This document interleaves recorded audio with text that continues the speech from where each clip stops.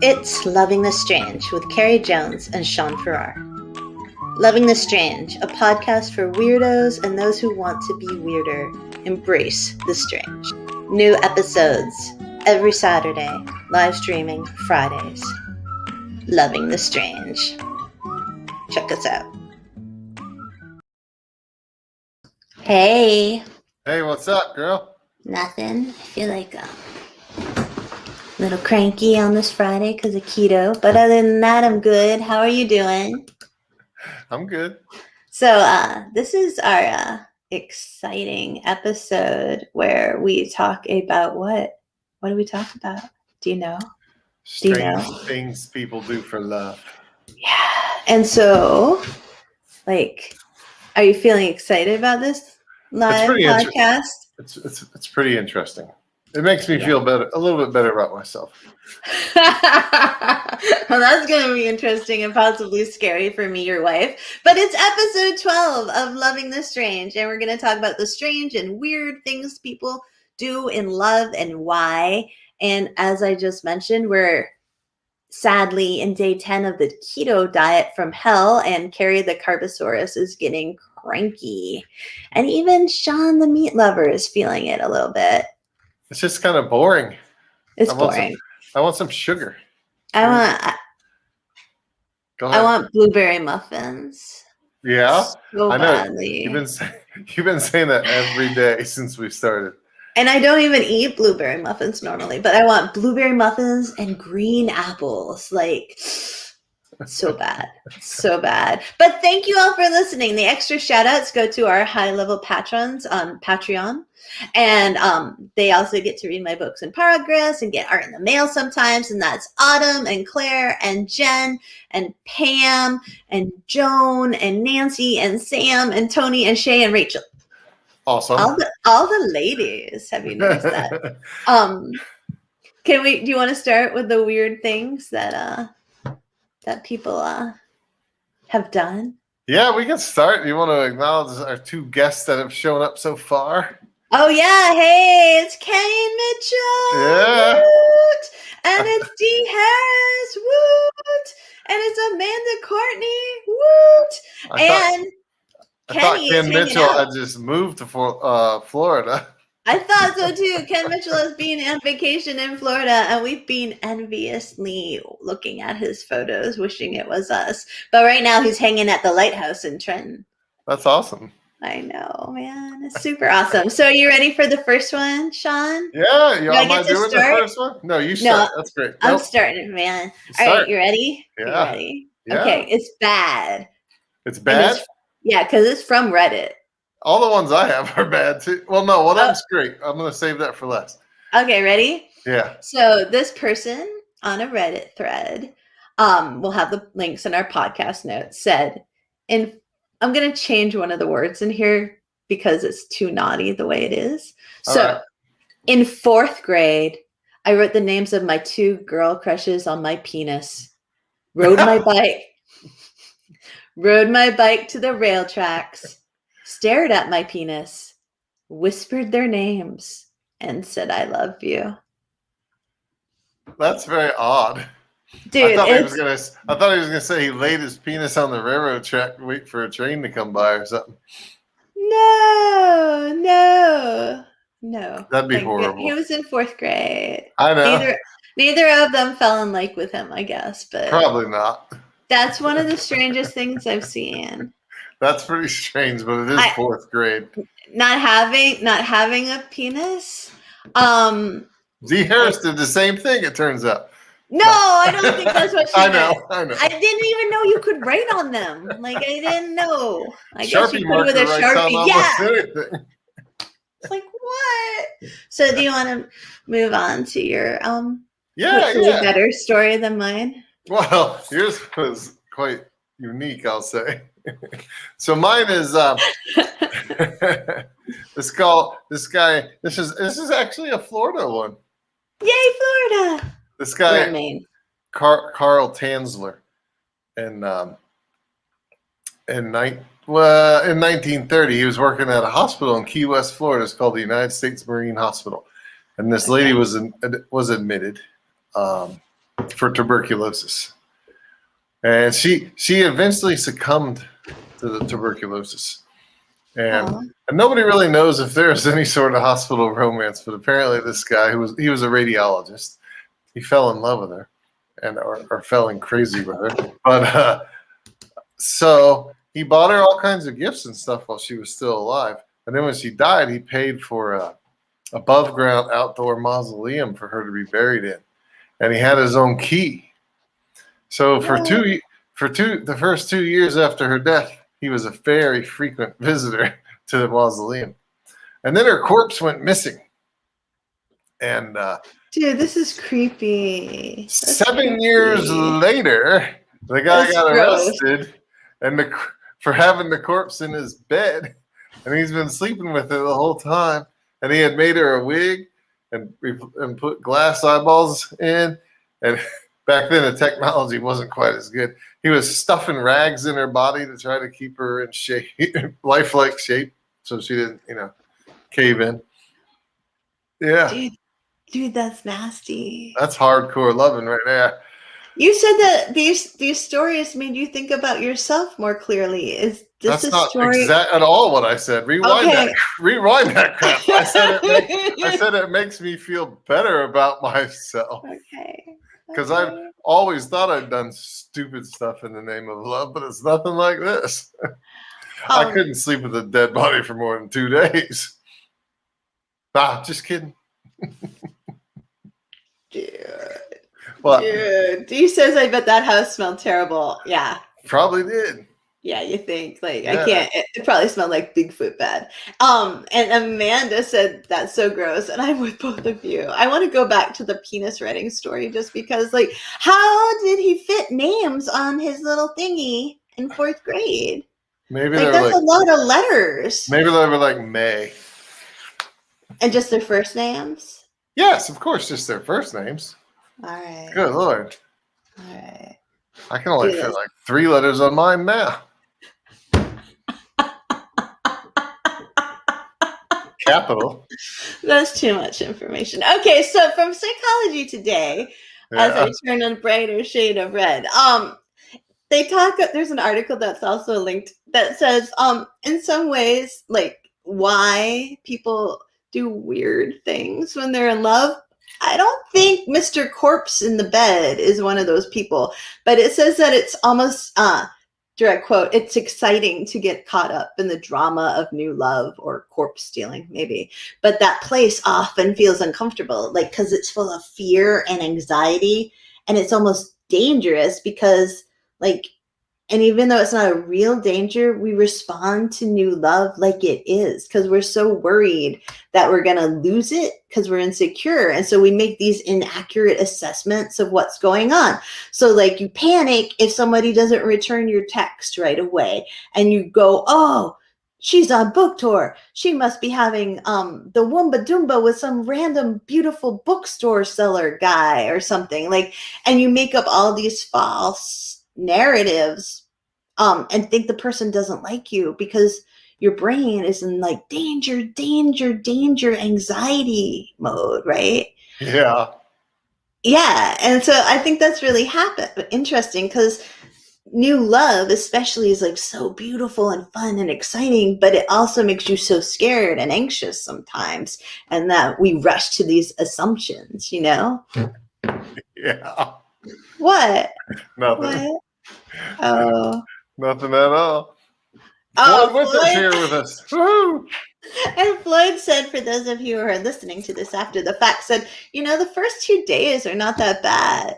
See, LOL. He agrees. Floyd knows about love. He's talking about the corpse, not love.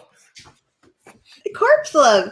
And John Bell said 3 letters, WTA. Then when it grows, it says, welcome to America. That's my penis. Oh, I only just got that. I'm so sorry. I'm not good with this stuff. Okay. Ready? Do you want to share another one? Oh, it's my turn? It's your turn, baby. I gave information. It should not be my turn, should it? I'll do it if you want me to. Man. Don't try to skip. All right, so here's another Reddit person, and I think a lot of us can relate to this, but not me. Paid tens of thousands of dollars to host a huge party centered around my love, then signed myself up to a contract in which 50% of everything I own is no longer mine. That's just marriage. Exactly. That's why you come into it bare like I did. That's why they call you my trophy husband, babe. That's right. That's right. All right, your turn. All right, so. And hey, wait, before you go, if anybody has, something they did for love that they'd like to share in chat, let us know. We'll talk about it out loud. Yeah. That'd be amazing. Throw it out there. That'd be super fun. On our Facebook messages, we had a few people who are talking about moving to entirely different parts of the country, leaving their home and their happiness to go somewhere else. Boo, that made a lot of noise. What did? Whatever you were doing. I moved a paper. It made a lot of noise. Sorry, listeners. Okay, your turn. Okay, so this is yet another kind of gross one, but it's remarkable in that the way people react. Anyways, so this guy started dating this chick. This is back in 1959, and the guy was an attorney, and he was married and had one child, and he developed this. What do you call a girlfriend there? A girlfriend? A mistress? A mistress. Okay. But she didn't know he was married. When she found out he was married and had a child, she broke it off. So after that, he was so pissed off at her that he paid somebody to throw lye in her face. So she ended up being blind in one eye and had some severe scarring on her face. And he did 14 years in prison. And when he got out, he divorced his first wife, and the lie-faced woman married him. No, she did not. Yeah, and they were together until she died at the age of 75. No. It was actually a film in 2007 called Crazy Love. No. Yeah. Oh, they all need some therapy. Like a lot of therapy. Yeah. Oh, Doug Marshall. That's no lie. Said that's no lie with a LYE, which is just such a dad pun. Oh, I heard a joke. You heard a joke? I heard a joke. The joke is, oh gosh, let me try and remember it. All right, so I went on the Dolly Parton diet. Okay, and? It was all joke. No, it's all Jolene. Oh, I think I messed it up. Nice try, honey. I should go look that up. I'm so sorry. Okay, ready for my so sorry. Maybe we can delete that out of the non-live version. Yeah, I think we might need to. All right, ready for mine? I am. This is another one on Reddit that doesn't involve any criminal behavior, because obviously Sean and I have different standards for the weird things people do and what love is, maybe. But ready? This is from Ramses the Pigeon, and it's a little bit long. So Ramses said, I actually told this story recently, but it remains one of the craziest things I've ever done for love. Many years ago, I became absolutely smitten with a young woman. She was friendly, intelligent, funny, and almost painfully attractive, with a list of interests and hobbies that seemed like they were a near perfect match to my own. Within hours of our first conversation, I had decided that the two of us belonged together. And as a result of that decision, I launched myself into a series of increasingly stupid attempts at seduction. I almost feel like this is a movie, honestly. Like they stole it from a movie, but whatever. So there are any number of idiotic misadventures I could describe here, but perhaps the most ridiculous of them happened on the evening before Valentine's Day. I had purchased my would-be paramour a small potted plant, something which I'd been told she'd appreciate more than flowers or chocolate, and I was intent on leaving it somewhere for her to discover rather than handing it to her in person. While any sane person would have just placed the gift on her welcome mat, I opted for a much less wise approach, convincing the girl's flatmate to give me access to their kitchen. My hope was that I could position the present in such a way that it would remain unnoticed until the next morning, at which point it would seem to magically appear in the morning light. That's very romantic. Oh, yeah.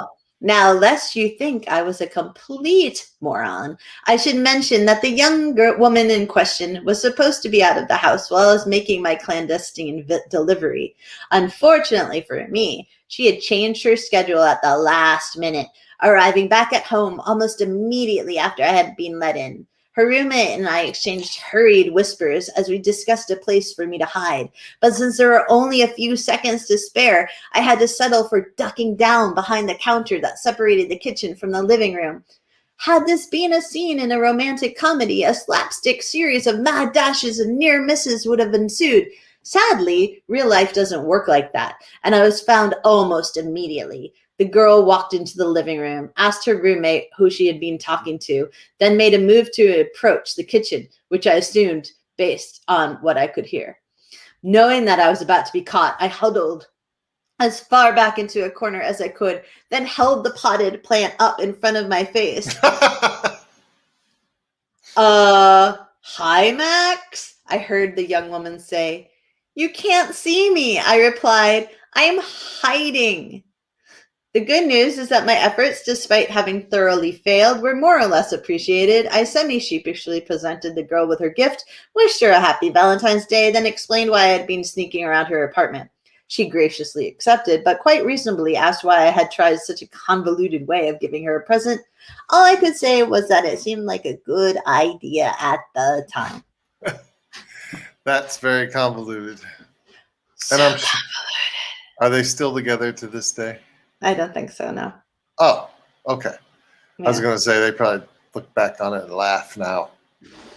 I feel like it might be just Cameron Diaz and Ashton Kutcher or something. But yeah, it just seems very... It does sound like kind of a rom-com It type of thing, seems doesn't it? rom-com-y, yeah. But it also sounds like something I would do if I was the kind of person who did that kind of stuff.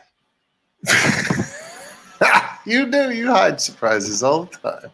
I know, but you know what a horrific liar I am. So I can totally see me being like, I'm hiding, like, behind my present. I'm not in Rotary. Yeah.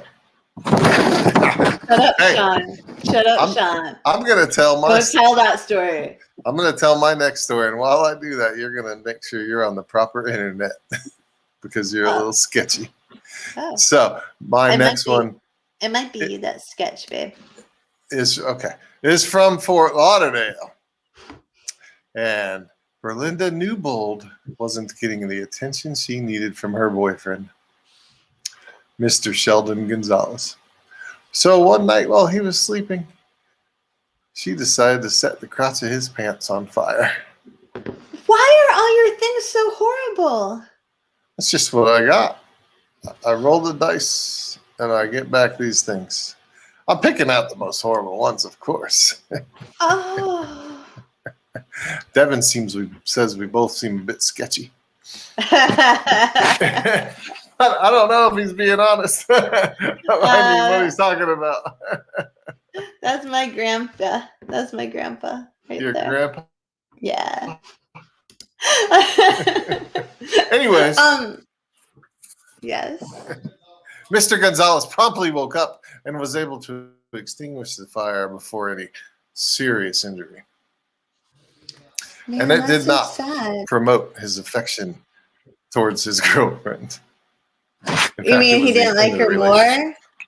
Yeah, I would imagine setting someone's... No? He was not up for giving her more. No. Well, that's too bad. I think that you're the one who needs to check on your internet, babe.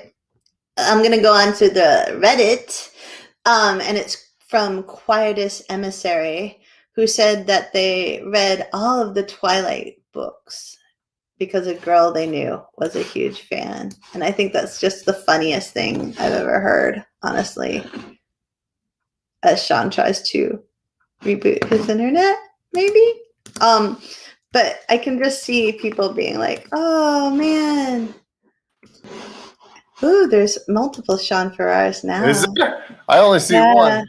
I But see two. I disappeared for a second. There we go. How's that? Yeah, I think it's yours that is sketchy, boo. Well, Did you hear I the should be thing? good now.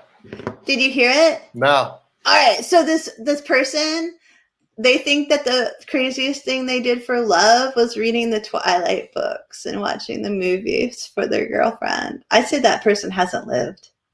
I say so too. Yeah. But that is quite the sacrifice. I feel like you could relate to that one. You've had to watch many a Marvel movie for me. I don't mind those too much. And a few Doctor Who's. I don't mind those too much. It's And a more few of Bigfoot documentaries. I definitely don't mind those. It's more of the Godzilla, Sharknado. I like really bad movies. I love Sharknado. I love Sharknado. The worse a movie is, the happier I am. And Godzilla versus Kong, how can you not love kaiju? I don't know who that is. I didn't watch that one, remember? I bailed out. Yes. Dude, you gotta stop moving your papers because it hurts my ears. Oh, really? Yeah, it's really loud. It's bad, man. My microphone must be right down there. I think that my biggest thing I do for love is listening to Sean move his papers. That's about it. I don't ask for much. Yeah, I know. All right, tell your next story. Okay. So, Taurus Reynolds wasn't happy with her relationship. I think she got dumped, actually. And she wanted to send something to her ex-boyfriend to really let him know that she loved him. So she took a scalpel. Oh, dear God. Why are these all so bad? And she cut her own tattoo off and put it in a jar and mailed it to him. What was the tattoo of? Well, that's the thing. It was supposedly quite large, and it said, "Chopper's bitch." So no, it did not. She was either trying to express her love, or she was definitely trying to tell him that it was over. And she was no longer his bitch. I don't know if we should use that word, but oh my gosh. That's just what it said on the tattoo. I know, but I got rid of the D word and said penis, so I think you yeah. Okay. It was Chopper's female dog.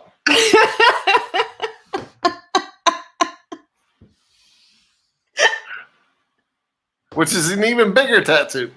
That's just so painful and so nasty. And the poor postal service worker is like... Well, they didn't see it. It was probably in a box, man. Oh, or an envelope. By the time they got there, it's probably all shriveled up and nasty. Oh, man. I you know, if you want to get it off, tattoo. If you want to get it off in one piece, you got to really go pretty deep. Dude, that's so nasty. Oh, we have a story from Doug. Whoa. Doug Marshall. Ready? Yeah. Doug Marshall says, I have a story. There was this guy who had a crush on a girl all through high school. They went on a couple dates, but he was more like her chauffeur than a date. Oh, I may have done that to people. Finally, on the night of the high school graduation, he decided it was his last chance. He drove her home and made the fatal mistake of asking her for a kiss. She erupted in giggles and screams. As she exited the car, he said, I guess a blankety blank is out of the question. And she said, why? Of course not. What? She said, of course not. Sean, can you tell him the next story? Because somebody sent me a private message. I see that. So, I sure will. I'm gonna. I have another one. It's not so bad, actually. It's Marquis Baldwin, a young man of 22 years of age. Another Florida story, actually. Pensacola. Yay, Florida! For the people crazy in love. In 2013, he wanted to show his woman how much he cared about her, so he went out and robbed 3 Waffle Houses. Because what better place to rob than a Waffle House? What?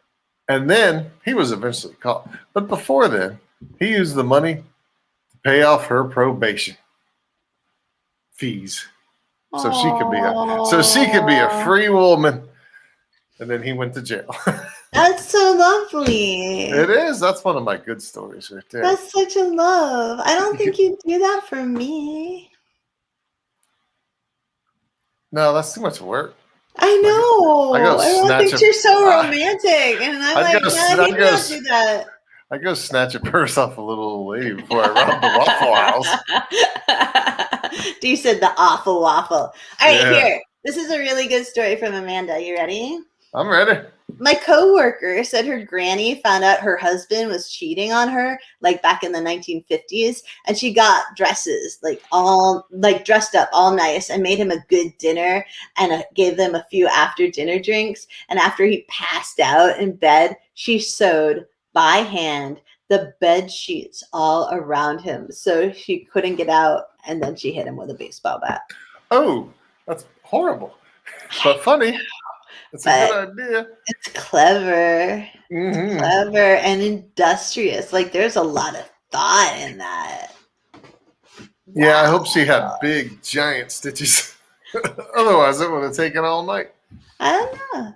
You know, she could be like, you know how ladies back then. Oh, she probably sewed like a machine. Yeah, that's what I'm imagining. Like, just this lady, like it's cool to imagine. Exactly. Until you get to the baseball bat part, yeah, that's not too cool. All right, you want to hear my? I wonder if she beat him about the penis at all. Oh my word! What? You got to cross the line, Sean. You always. That's not crossing the line. That's a crime of passion. Wasn't he cheating on her? Yes. Yeah. Yeah. Well, what's she gonna do? Mess up his beautiful face? Yes. I don't know. I don't think I could. Depends on the man. You wouldn't bother messing up my face. I wouldn't. I don't know if I could. I don't think I could hit you with a baseball bat. I definitely couldn't sew that quickly. All right, you ready for another one? I'd be able to get out anyways. What kind of stitch is this? I'm not a very good sewer. You don't have to out me that way. I also can't figure out how to work the sewing machine because I was just going to say the noise of the machine as you tried to run it around the bed would wake me up. You're a very cruel husband. All right, ready? Yes, love.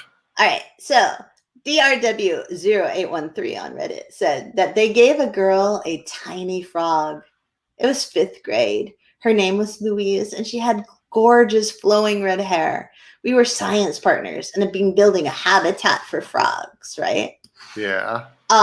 And like at the end of the unit, one person would get to keep the frog and the habitat as a pet. And he was looking forward to telling her she could take the frog home, at which point his imagination told him that she would throw herself into his arms and they'd get married on the spot.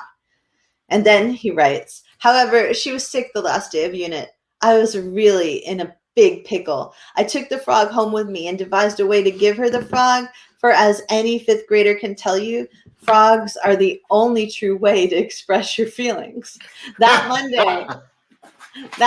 I snuck the frog into a smaller bag to transport it to school without my parents knowing. I remember her coming in that morning, putting her book bag down. I grabbed the frog and ran over to her and said, "Here you go!" And she looked at me with confusion you'd expect from a girl being handed an amphibian. Apparently no one told her that frogs equal love. She said thanks and walked away. Minutes later, my heart broke when I saw her give the frog back to the science teacher. Oh, poor guy. That's so sad. So sad. Boys. Sometimes we just over or underestimate. Aww. You know what? I I read that and I was going to be like, he's lying. He did that on purpose. He was trying to hook up. But then I remembered when we were but young bucks running around. Can you tell people what he wrote too, for people who don't see it? Oh. Yeah. John Bell, when his current wife's husband passed away, he planted about 100 flowers across the whole front of her house and mulched it all in, just being a good neighbor. He says he must have made a good impression. He did. Because now they're married. And I think they've been married for quite a few years now. And I was I was going to jokingly say, no, he did that on purpose. He was just trying to get some or whatever. But that's not true because you know why? Because as I was saying, when we were young bucks in Fort Lauderdale and I had gone into the military and I was in basic training, he went over to my house on his very own and washed my freaking car. That's so sweet. Isn't that just the coolest thing? I don't even know if I ever thanked him for that, but Aww. I Young surely fellas had to love his do friends appreciate and his it. ladies. Yeah. So Florida there you men go. may be strange, but they also know how to love big. Love what? Big. Love big, Oh, big. man. Yeah. That's big love. That's adorable. Do you want to creep us out with another story, Sean? No, I don't have a creepy one this time. Oh, thank goodness. I have a pretty cool one. So Okay. in the 1950s, this is in China. In the 1950s, a widower who was 29 years of age, obviously her husband died, and she had like 2 kids. And she fell in love with a man that was only 19. And I guess back in the day, that just wasn't acceptable for their society. How old was she? She was like 29. Oh, geez, I'm crow. But a widower with kids, and he was, so it just, all the math didn't work out. Of course, they said the whole town or wherever they live said, no, you can't do that. So they were like, F you, and they left. And they went into the mountains, and they found a cave to live in with the kids as a family. They lived in a cave? Yes, they lived in a cave, I think, probably till the day they died. But the really cool part is that it was way up in the mountain. And it was quite a steep climb to get there. And it wasn't too many years gone by when it started getting a little tough for the woman to make it up. So he spent 50 years hand carving into the side of the mountain, 6,000 steps. For her.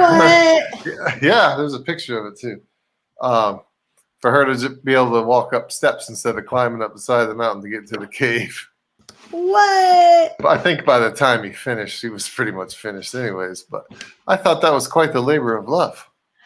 Oh my gosh, that's so sweet. You know, you don't really seem all that impressed, but that's okay. No, that's really, it kind of vaguely reminds me of like, do you remember when we were in Panama and we were on a wheelchair project and there was this man who, because they had no wheelchair for his 13-year-old son, who had cerebral palsy, like the dad would just carry his son everywhere. Like he almost never got to put his son down. Like they'd walk to town, he'd carry his son, they'd walk to all hospital appointments, to everything. He was always carrying this kid everywhere. And that was just such a beautiful testament to his love and persistence to make sure that his kid was involved in everything, even though they didn't have something as simple as a wheelchair. You know what I mean? Like, that's what I was thinking about. Yeah. Yeah. Good analogy. Doug Marshall said in Massachusetts about 30 years ago, there was a young couple who fell in love and got married only to find out they were actually brother and sister. People complained, but they're like, too late. Well, hopefully they didn't have any kids. Yeah. Be all right otherwise. Yeah. Yeah. But no, I mean, like those grand acts of endurance and kindness are just so I know. It's like I hung a picture for you today, so you did. You hung a picture in the hall. That pretty much counts. That's worth a lifetime. I have a message via email from Matt. You ready? It's another story. They said it's a story that's lost in translation over time about my friend Oz in college. As you can imagine, my friends were computer geeks, and thus this story is about a very geeky friend Oz and a woman he was enamored with at college, but he didn't know how to tell her. You ready for the story? I'm waiting. All right. I believe her name was Leah, but even if that's wrong, suffice it to say there was this woman Oz was very, very smitten with on campus, and in typical Oz fashion, didn't know how or if to tell her. Somehow, For reasons to this day only known to him, he decided to make her a pink paper mache elephant. I don't know why, but that's funny. All right, I think it had something to do with a conversation he had with her where she said something like, "And I'll believe in it when I believe in pink elephants." And so I guess he took it as a request. Now he didn't just make a little one. It was a good 3 feet long by 3 feet high and very detailed. He spent hours and hours on it, uplifted trunk, pink ribbon frills all around it, etc. He built a wire frame from parts from his lab, so it was sturdy too. It looked like a piñata, and it was pretty amazing. Matt only saw it later when it wasn't in good condition. So he sent it to her via the mailroom. And apparently, if I recall correctly, with no note or anything, I guess under the assumption that she would remember she had this conversation with him. So she gets this package slip in her mailbox and ended up with this elephant at the package window. Apparently, she was shocked, dumbfounded, and confused. Who wouldn't be? She carried it to the cafeteria and everyone asked her about it. And it lived in her room for a while. To my knowledge, Oz never told her it was from him. What? Yes. And eventually she got bored with it and threw it in the free box, which is where Matt first saw it. Though I think he says, though I think I heard about it before then. I rescued it and put it in the C shop. Though then someone put it out on the patio outside the C shop and the Yellow Springs rains killed it. I never told Oz that this was its fate. And I think maybe he thinks she still has it. I can't believe he didn't. Man, that's horrible that he never told her. I know. Jeez. Poor Oz. I would love a pink paper mache elephant. Hint, hint. Manatee, Sean. You're breaking up, honey. I'm not breaking up for me, but I would love a pink manatee, Sean. Hint, you said hint, elephant. Hint. I said I amended it to manatee. Yeah, that must have been when I broke up. Yeah. Must have been. Yeah. Manatees aren't pink, baby. Elephants are pink. No, they're not. Oh, Sean. Jeez. I don't even know what you're talking about. Pink elephants. No, I'm drawing a blank. Well, I'll explain to you after the podcast. All right. So, hi. Hey. Do you have another one for us? I do. It's not all that interesting, really. I mean, it kind of is, but so it was a guy that he worked for NASA. Okay. He was a astronaut wannabe, basically. So he didn't have he wasn't a way up there kind of NASA person, but he stole a safe from a NASA scientist that contained $21 million worth of moon rocks. What? Yeah. Did you sell them on eBay? Well, see, that's he was married, but he stole them and in conjunction with his 22-year-old mistress, who he met. She was an intern at NASA. And he did it. I think it was probably her idea, and she wanted to sell them, but he did it to prove his love for her. Boy. And they obviously both went to jail for it, but they also in the 2 days it took NASA to realize their $21 million worth of rocks were missing, did certain things with them, like spread them out on the bed and had sex on top of them, which does not sound appealing to me. Sounds very uncomfortable. But apparently these rocks were very important to these people. And I think the 22-year-old intern just wanted to make some money. Probably. And the guy was like, "Oh, you're the hottest thing since sliced bread, so yeah, I'll help you." Sliced bread. We are doing a keto diet, so. Oh my gosh. Sliced bread is very valuable. You sound like a grandpa. The last one I have is really simple, actually. It's just like kind of what we were talking about before. Yeah. And it's, we think so much about it as romantic love, but like parents do wild things for their kids too that you'd never think you'd ever grow up and do. Like one lady said, you bite off your baby's fingernails while they're asleep so you don't have to do it with nail clippers and wake them up. And that's like kind of gross, but also kind of sweet. Did you not do it? No. No? I don't think I did that, no. You'll chew on a toenail to this day, but you didn't bite off Emily's fingernails. I chewed on my own toenails as a baby. As a baby. Oh, that doesn't count. I said to this day. Yeah, that's a lie. I've never chewed on my toenail. I could. Wait, hold on. But no, I don't. No. Come on, do it on camera. No, I do clean your ears, though. Do it for... Oh, she does. God.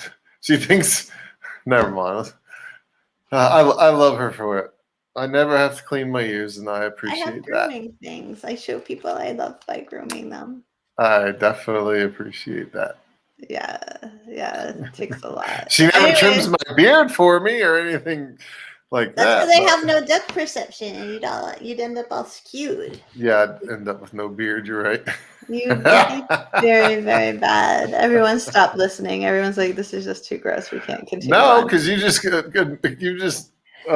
admitted to cleaning my ears, which is they're hoping it's only the beginning of your admissions. Dude, that's a job in India. I'm sure in a past life that was my job. I was someone who cleaned other people's ears on the streets. I totally feel it. You would have loved it. I think I'd have been real. I don't know, because I don't think. Oh my God, you would have skyrocketed up. You would have been CEO of the Earwax Cleaning Corporation in like 2 years. I don't think I can do it for someone if I don't love them. Yeah? I don't know. Yeah, it's just like, I don't think I could do it if I didn't love them. It makes sense. Yeah, there's a dog walking, isn't there? No, that was, it thudded to the ground. Oh. That was our skinny dog, Sparky. All right, do you have any more, babe? I have some more, but they're just not all that interesting. There's one like the guy that fell in love with some girl in New York that like he thought it was love at first sight. Yeah. So he created a whole URL, like website address, and it was new nygirlofmydreams.com, something like that. Yeah. And it doesn't go into detail, but he must have put the description of her, like exactly what she was wearing and stuff. And he eventually figured out who it was. Really? And the girl was like, I thought this was a little bit too much, but I decided to give it a try anyways, just so I could never say, oh, what if I missed out on something? But it didn't last. So. Oh, man. That's sad. Matt said computer geeks for the win. I thought that was F the world, actually. No, that's not what FTW means. Oh, yes, yes, it is. Ever since I was born. Not in my world. But I think Matt probably meant for the win. So I think so. I think he did. So I was gonna quickly say that it's that weird people are the best people to love. And there's reasons for that. Yeah. And the reasons are we're not boring and we're full of surprises. And when you love someone weird, it gives you more room to be weird too. So you're less guarded. And so their weirdness allows you to be weirder. Do you feel that why you Sean? like watching Dateline so much? Because weird people make the best partners until they kill you. I'm the weird person in this partnership, boo. And I'm the scared one. I understand. But I'm just kidding. No, I totally agree with you, love. I totally agree with you. If it wasn't for our individual anomalies, we wouldn't be able to be who we are with each other. Yeah, if you're with someone weird, it allows you to be like you eventually learn to be less judgmental about people and their differences. If That's you love for sure. a weirdo like myself, and it lets you be less stiff and regimented and all that kind of stuff. I do have one more story. Awesome. So in 2012, this Russian dude wanted to propose to his woman, and for whatever reason, he thought it would be brilliant to fake his own death. So he made a date with her at like a park. And he went all out. He hired like a camera crew, makeup artists, actors. Oh, and so when this woman rolls up to the park, there's like ambulances. There's like 2 cars that have been in a very violent accident. What? This guy's all done up with blood and stuff laying in the grass. And when she gets out of the car and she's freaking out, and the paramedics tell her, like, he's dead. And she starts falling, obviously. Her eyes out. He jumps up and he's like, hey, will you marry me? And she said yes. She did? Yeah. Whoa. I know. So that just follows up to what you were just saying about weird people being good together. Yeah, I know. It's good for a weird person to be with a normal person because just like Matt just said, the secret is the normal people are just hiding their weirdness and they're the ones you have to look out for. I agree, Matt. So are you trying to say I'm normal? Yeah, I'm much weirder than you are. Oh. I present as much more weird than you. No, you present as more normal. No, I don't think so. You're just like this big, quiet tree leaning up against the wall with resting serial killer face, whereas I am like, blah, all over. Well, that's true. I have an answer for Doug's question. Is there a clear dividing line between love and lust? Doug Marshall wants to know. But I want to say one more time that Matt's point was really good. Yeah, that's right. I agree. Yeah. It's just like the quiet ones are the ones you got to watch out for, right? Oh, that is you, Sean. Hmm? That is you. So would you please read Doug Marshall's question again?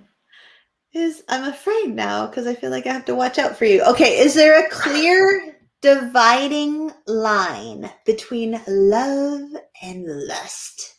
Yes. It's called clothing. Oh my God.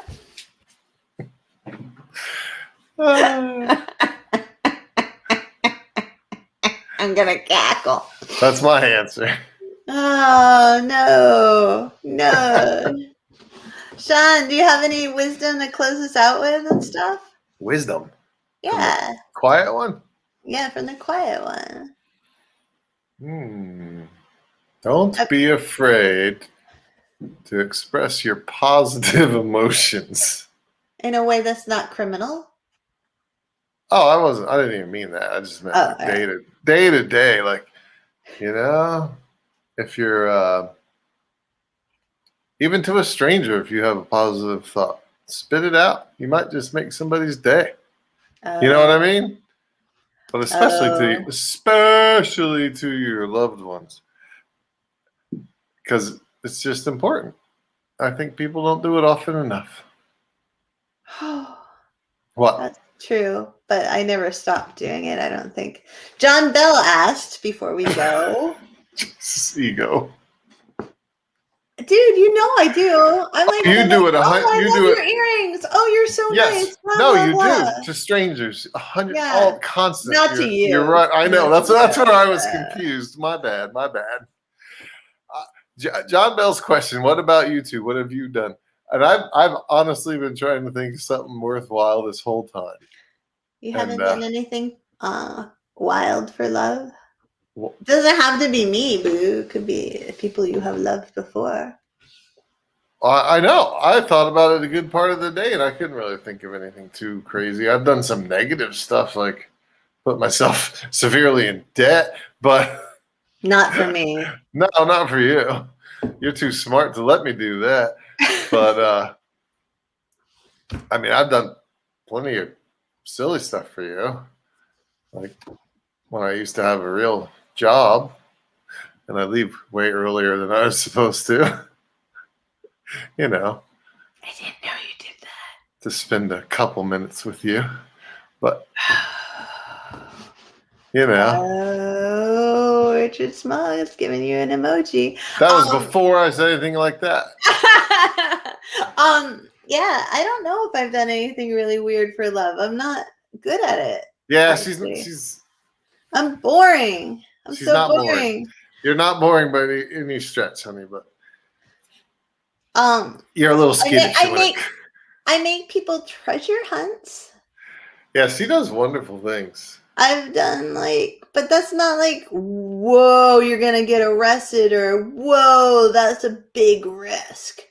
I'm not a tremendous risk taker when it comes to relationships. I'm very, very lazy, and I don't. You're not lazy. That's the wrong word. All right. You don't want to get in trouble. Well, there's always that, because I am lawful good or something. But the other thing is that I'm sorry, I just saw John Bell's comment, and it's so wrong. But the other part is that I think that I always have gotten pursued versus being the pursuer. So I've never had to put myself out there, to try to get someone to like me, because I usually am reactive in liking people back versus being the person who likes someone first. I don't know how to explain that. That's how I snagged her. She just couldn't say no. I was like, oh, he's so persistent. Whatever, fine. No. Let's say hello to Liz and Art. Hey, Liz and Art. And then throw Doug's question up there quickly, please. Where is Doug? Oh, I thought it was John Bell. No, that was John Doug's Bell question. Doug Marshall wants to know if Sean ever arrested me. No. Doug, I don't think Carrie's ever been arrested in her life. No, not even at a protest. I have handcuffed her a number of times. Oh my God, that's not true. Yes, it is. No, it's not. No, it's not. No, it's not. Oh, why do you do that to me? I'm so glad Liz and Art showed up right for that. Heck yeah. Yeah. No, but Sean, didn't you leave the army or something for someone? Because you were I didn't leave the army. Buck. Oh, I thought. No, I left a drill one weekend. I knew there was something military. When I was in the reserves and we had a weekend drill, I only stayed for a day and then I went back home. But that's all stupid stuff. It's not even cool enough to be. It's not criminal and just oh, what an idiot. Criminal's not cool. Criminal does not equal cool. It's better than run-of-the-mill stupidity. Let's put it that way for storytelling. Do you know what my run-of-the-mill stupid thing I ever did was, actually? No. I mean, I know a couple, but I just remember something I did that was dumb in high school. I stayed home from school, and I missed my boyfriend, and so I called school and pretended to be his mom. And what? Called him out of school? Really? Yeah. Man, you guys had harsh rules. And they totally knew it was not his mom. Calling the school because I sound nothing like his mom. We just stayed home. And so then they called his mom and they're like, did you just call? And she's like, no. And she totally figured out that it was me. And it was really embarrassing. And then we watched Ferris Bueller's Day Off. And there's a scene in which somebody calls the school pretending to be something. And I swear to God, the whole room was like, and everybody stared at me. And it was terrible. But you guys couldn't even leave campus for lunch, could you? No, we were a lockdown campus. God, that's crazy. Lockdown. Big city of Manchester. John and I came and went as we pleased, or I did. I'm pretty sure John did too. Yeah. I know he hung out with me quite a few days when we were supposed to be in school. But dude, I think that's the naughtiest thing I've ever done. Skip school? No, I didn't skip school because I was kind of sick. Called Joe out? Oh my God. That was really naughty. Mundane. No, that's naughty. That's naughty. Yeah, you wouldn't even have gotten in trouble for that. I'm not in Florida. Not up there in New Hampshire either. Well, I didn't get in trouble, except his mom gave me some looks after that. I bet his mom thought when they were in private, her and his mom and dad are probably laughing their asses off. No, they were really upright. were super like they used Were to be they? The dad came from a family of Jehovah Witnesses, Mm. and then they became Catholics because Mrs. Tilton was a Catholic, and they were really. I loved them with all my heart. And they were amazing, and I wanted to be part of their family, and they would have let me. But like they were so by the book, good. Yeah. Well, yeah. This was really naughty. Liz Graves, that's a 4 love story right there. All right. Are you going to read it so everyone Sure. knows? Okay. So Liz Graves says, so my dad once had a girlfriend in college, and they went to different colleges, who hated how often their dorm fire alarm went off. So he cut the wires to the fire alarm. Kind of criminal. Kind of criminal, question mark. Liz, your daddy was a bad boy who put many people's lives in risk. Don't do that at home. But oh my gosh, he must have liked her a lot. You know why the fire alarms go off so much in colleges, right? Burnt toast. Burnt popcorn, because that covers up the smell of the marijuana. Oh, you throw the popcorn in the microwave, burn the crap out of it, and then you can't smell the weed. Really? Yeah. I worked at the security office as a dispatcher in college because I was poor and that was my work study job.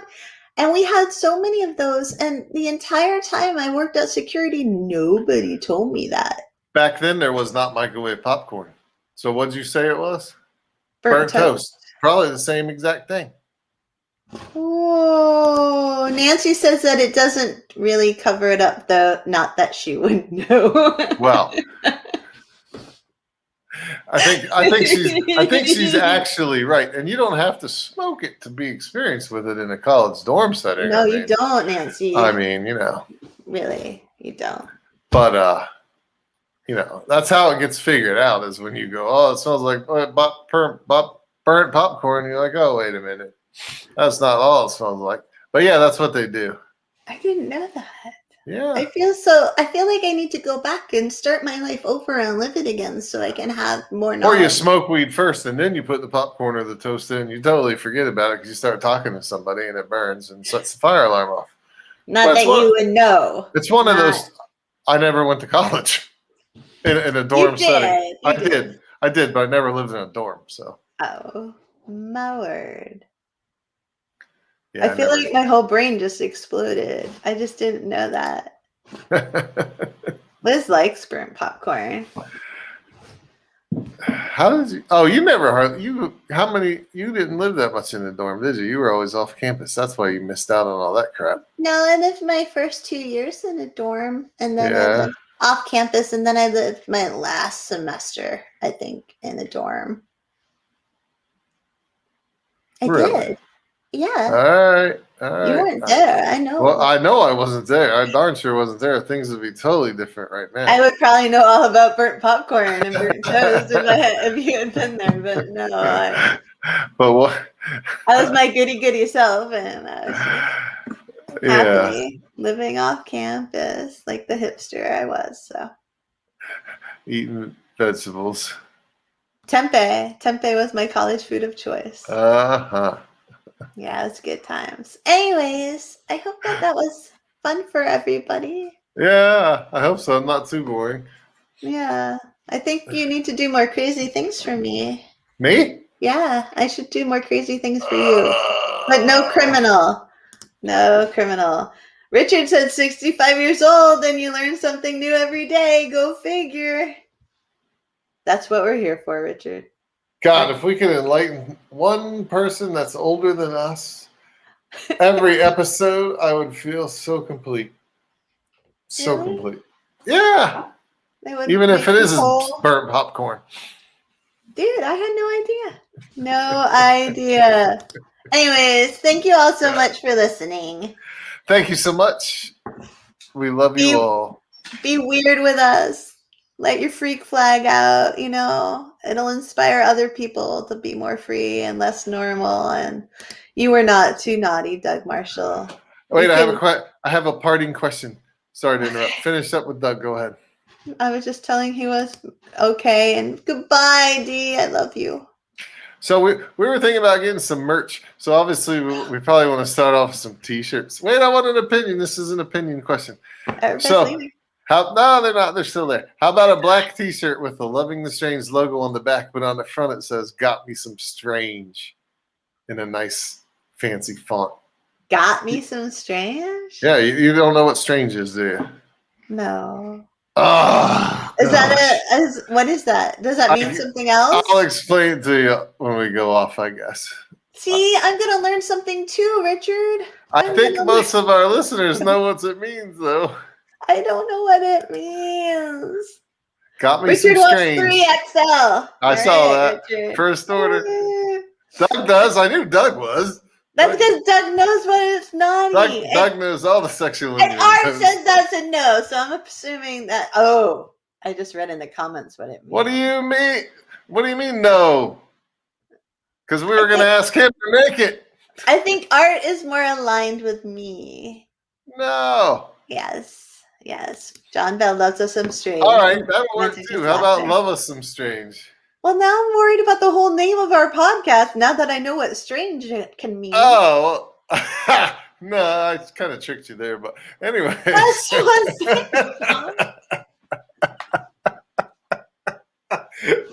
Oh, man. All right. Thank you for hanging out with us and witnessing my horror. Her education. My education. Have a great week. Oh, bye. And an even better weekend.